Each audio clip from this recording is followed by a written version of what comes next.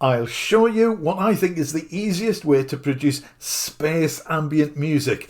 Space, deep space, cosmic, whatever you choose to call it. You know the sort of thing, it has a bass pad or soundscape with arpeggios or sequences running on top of it. Now there are many ways to produce this sort of music. This is just one way, but I think if you are an absolute beginner, this is going to be the very easiest way. So yes, this video is for beginners. So I'll explain the method and then we'll have a tutorial demonstration. No, not that sort of demonstration. Now in the demonstration I use some bought instruments and also some free ones, but you can use this method with just about anything. Even the instruments and synthesizers that come with your DAW should be able to do this. But essentially this is about the process of creating this type of music. It's not about any individual sound. So let me explain the method. It's relatively simple. You start with the bass layer. This can be a pad or a soundscape. I get into this in a bit more detail in the demonstration. On top of that, you have a sequence running. It could be one sequence, it could be 2 or 3 sequences. Now I cover 3 ways of adding sequences, and the first way is where the really easy part comes in. Many VST instruments, synthesizers, have a sequencer built in, and many of the presets come with built-in sequences. So the first method, and obviously the easiest one, is to use these built-in sequences. You know what I mean? You hold down one note and this generates a whole sequence of notes. The second method is to use a software sequencer. Now some DAWs may come with a software sequencer of some description, but there are certainly a few on the market, and the advantage of using a software sequencer is that you usually get a lot more control over the sequences that you produce. The third way is simply to create your own. So if you have a few keyboard skills and know a little bit about scales or chords, then you can create your own sequences. Now in the demonstration I cover all 3 examples. So here's the tutorial, but stick around because there are more hints and tips and explanations afterwards. So the way I've created this is to create a palette of sounds which we'll go through, and just for simplicity I've arranged them in 8-bar segments. Now you don't have to do this, it's ambient, you can have patterns of whatever length you like. So we'll just run through this and you can see my thought processes and the sounds that I've created as we go through. So to create the background sound of space, I have used what I think is one of the best background ambient space pieces of software out there. It is a Supercluster, and it has just recently been updated to version 2 at no extra cost to existing owners. And one of the new things they've added, I think they've added a few new sounds. I haven't gone through it, all the new features entirely, but they've added this tips feature, so you get a little bit of information about the sounds. So anyway, I have selected this sound.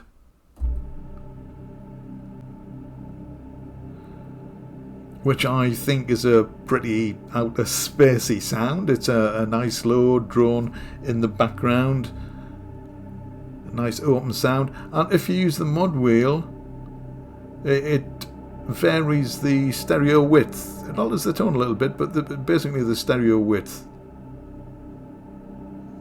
So if you have headphones on or a good pair of stereo speakers, you'll be able to hear this as I move the mod wheel. But we'll leave it about there. So you can alter this, of course, with processing in the arrangement. Now, if you're interested, SoundPaint is absolutely free. You get a lot of free instruments with it. Supercluster is, I think it's $20. I bought it at full price when it came out. Now, if you're interested in SoundPaint or any of the SoundPaint instruments, I do have a coupon in the description which will give you $15 off certain instruments. Right, let's move on with this though. So the first pattern is just 8 bars of C, which plays this drone. This is the second pattern I came up with. Again, this is from Supercluster. Let me just play a note. So it's not all about ambience in Supercluster. So I came up with this little riff. I'll just play it as it appears in the project.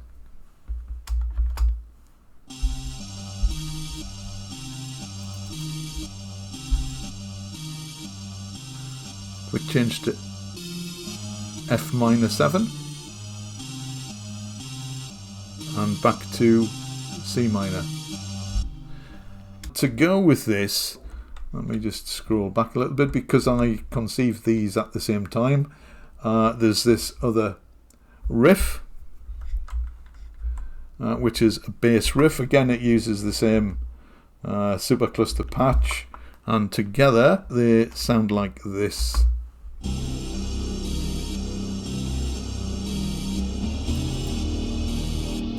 This is a bass line.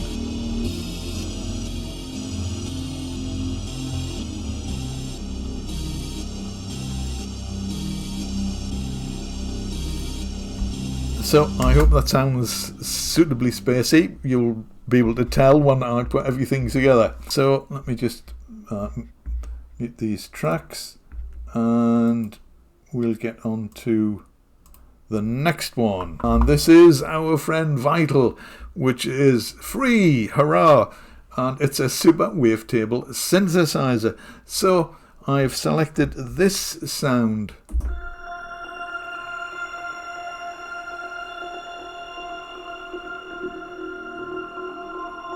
And it sort of evolves a bit, and that sounds a bit spacey to me. So what I have been doing for the other parts, I've just been looking for toppings and little sequences which would enhance the spacey feel. And again, this is just one note, but I have added on this track only Valhalla Supermassive, which is also free. So let's get the octave right. This is the octave at which I actually played the sound. Again, it's just C held for 8 bars. But I am running it through Supermassive. Now switch Supermassive off. So that sounds spacey, space beep, space station sending messages, whatever it is. But when you add Supermassive, it ambientizes it. So I think this is the only instrument I've actually used an effect on. But of course, when you are doing the arrangement, you can add effects, you can add delays and reverbs and so on. All the lovely stuff we like to do with ambient music. So the next track is another patch from Vital, and again it is just one note being held down for 8 bars. So here's Vital, and this is the sound.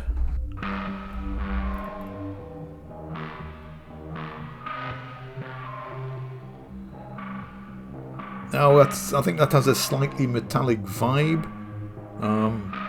sound of old spaceships perhaps. It could probably do with a little bit of reverb just to ambientize it a little bit. But essentially this is a sequence, and Vital and many other synthesizers are full of built-in sequences. So you don't have to create your own, of course you can if you wish, but this one seems to fit fairly well. So this is what I am going with for this pattern. Now one of the things you have to be careful with is to make sure that the sequence, if you're using a sequence, actually fits in with the with the key signature and whatever else you are playing underneath it, because some sequences, they might be in a major key, this is in a minor key. So I ran through with a few of the presets in Vital, and not all of them fitted, but I think that fits quite well.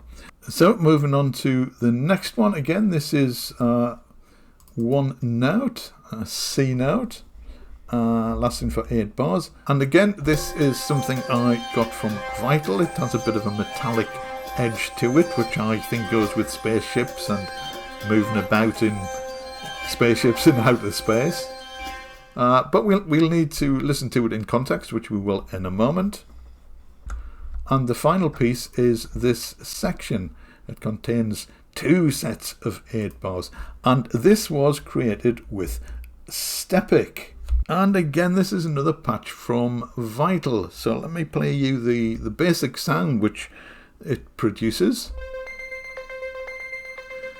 So it's sort of a sequence.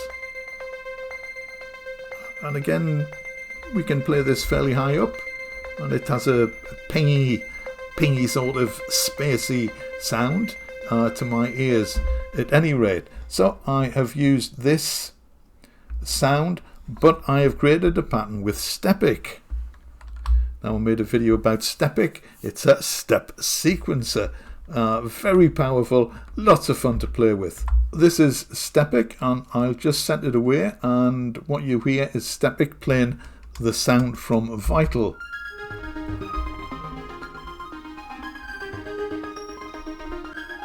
And I think that's a nice sort of toppy sound, and you can see it stepping through the sequences. Now the really cool thing, or one of the really cool things is that you can randomize many of the functions, so you never really quite get the same sequence twice. I've randomized just about everything from the notes to the velocity to the duration. One thing which I would like to point out,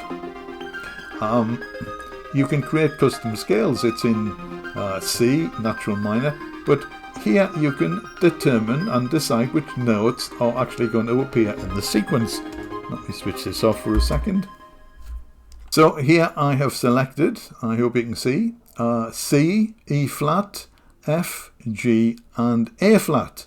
Now the riff, which I played earlier up here, contains C minor, of course, it contains F minor 7th, and it also contains a D. So if you wanted to make it a bit more complicated, well, this particular riff at any rate, you could have added the D here to the sequence. Anyway, I decided not to do that. I am just using the notes which I know fit with the bass sequence.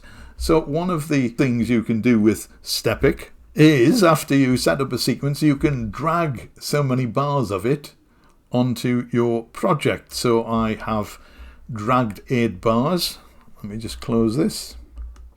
So I have dragged 8 bars.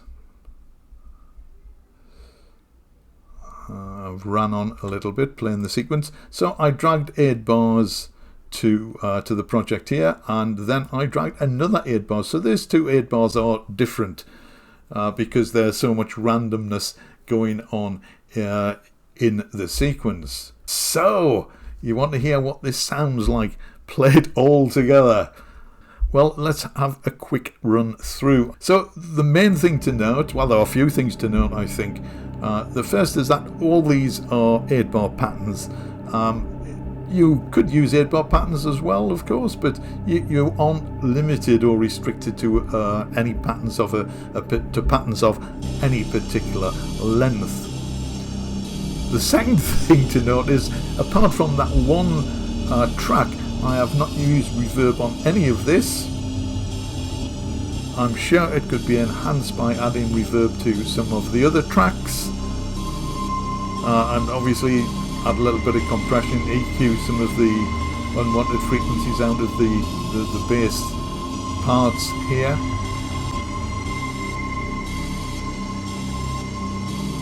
But this was essentially just to demonstrate the compositional aspects.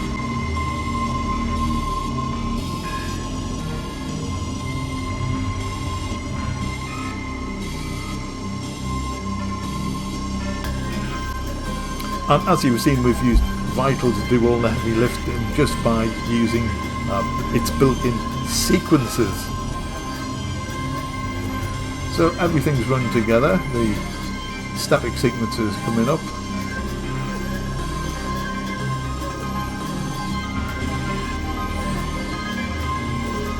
So as you can see from the arrangement, I've brought every part in one by one. They've run for their length for 8 bars, and I brought another part in, and we sort of the climax of the piece is probably the Stepic sequences, and then, as you will see in here, I've just taken each of the parts out again one by one. Now I've just done this to give you an example of how you might arrange something. So I sort of like topping and tailing pieces in this way, so it sort of gives a bit of symmetry to the piece. But of course you don't have to. After bringing all the parts in, another option would be to remove some of the parts, or perhaps just keep the top line running so it doesn't fade out in exactly the same way as it faded in, but there's a little bit of atmosphere going on, and then you could fade it out. Of course, the other things you can do is add whooshes, ear candy, whooshes and splishes and other space sounds to the piece. And of course you could also add drums if you wanted a lo-fi glitchy beat underneath it, or perhaps a drum with a lot of reverb. That might work.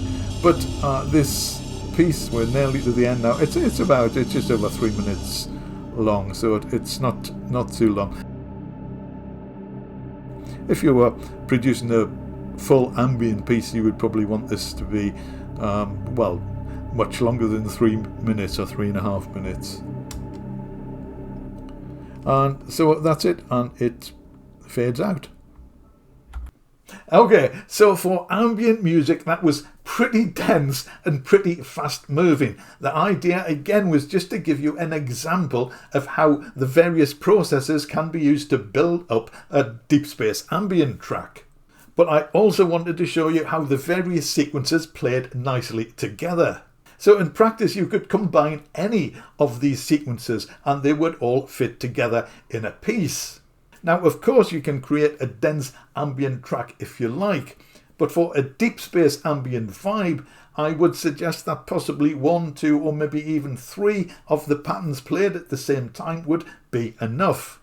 So using those patterns, the first thing I would say if you wanted to create a longer ambient piece is that each of them would probably run longer than 8 bars, 16 bars or 32 bars before you started introducing other parts. And you can add parts and bring them in and take them out as you wish. So using just those half dozen parts, I reckon you could probably produce a piece of ambient music lasting for 20 or 30 minutes, which would sound rather more ambient than that example. Now, the other thing which I did mention in the tutorial, but I feel I need to repeat it, is that only one instrument used some reverb. And in ambient music, we really do like reverb, and we like effects. Delay can work very well with ambient patterns. So there was no processing at all on the tutorial video, but of course you can use all sorts of processing, including various types of modulation, never mind just reverb and delay, to vary the patterns. So you maintain a consistency because the patterns are essentially the same, but you modulate them to change them slowly and gently, I would suggest, as the piece develops. So if you haven't created any Deep Space Ambient music before, I hope this gives you an incentive and an impetus to create some for yourself. I've made several other videos, particularly for beginners, about creating different types of ambient music. I shall leave a list to them in the description. Well worth checking out if you are just getting started on the road to ambient. If you have any questions, please leave them in the comments. I'll do my best to answer them. And if you do produce any ambient music, do leave a link in the comments, because I would be really interested to hear what you are producing. So if you did find this video useful, entertaining, maybe you would like to consider subscribing to the channel, ringing the bell. Thank you. So YouTube will tell you when I post a new video. The channel's all about electronic music, and I've been doing a lot about ambient music recently. And regardless of whether you subscribe or not, if you'd like to click the big thumb, that would be a massive help. Thank you for doing that. I really do appreciate you watching. Thank you very much indeed. And we'll see you again in the next video.